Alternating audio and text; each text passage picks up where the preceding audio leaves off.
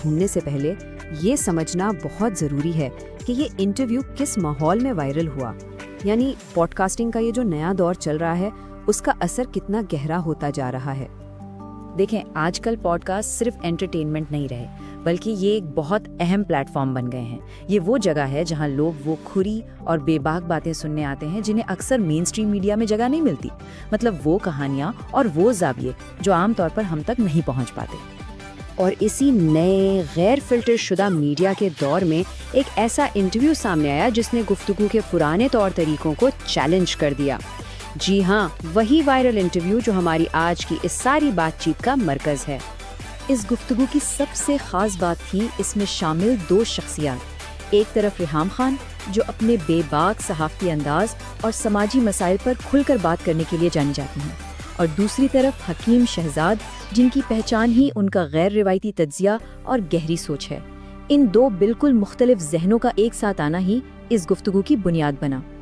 یہ انٹرویو اس لیے بھی بالکل الگ تھا کیونکہ یہ روایتی ٹی وی ٹاک شوز جیسا بالکل نہیں تھا، جہاں عام طور پر حساس موضوعات سے بچا جاتا ہے، وہیں اس پوڈ کاسٹ میں انہی مدعوں پر کھل کر سوالات کیے گئے۔ یہاں کسی کنٹرولڈ کہانی کے بجائے حقائق کی بنیاد پر ایک کھلی بحث دیکھنے کو ملی۔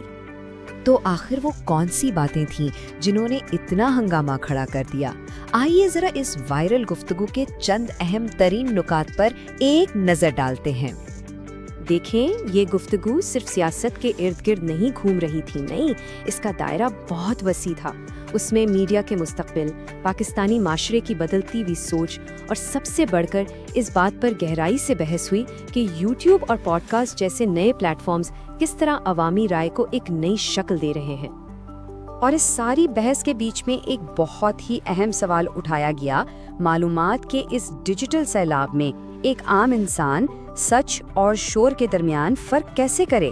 یہ صرف ایک سوال نہیں، بلکہ سچ پوچھیں تو ہمارے دور کا سب سے بڑا چیلنج ہے۔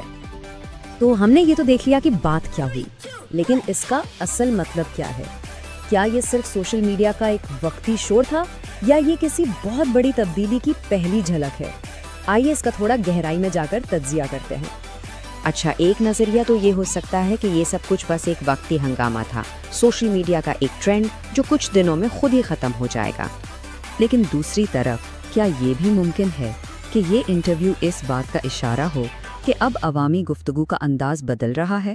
ایک ایسی تبدیلی جہاں لوگ صرف سننا نہیں بلکہ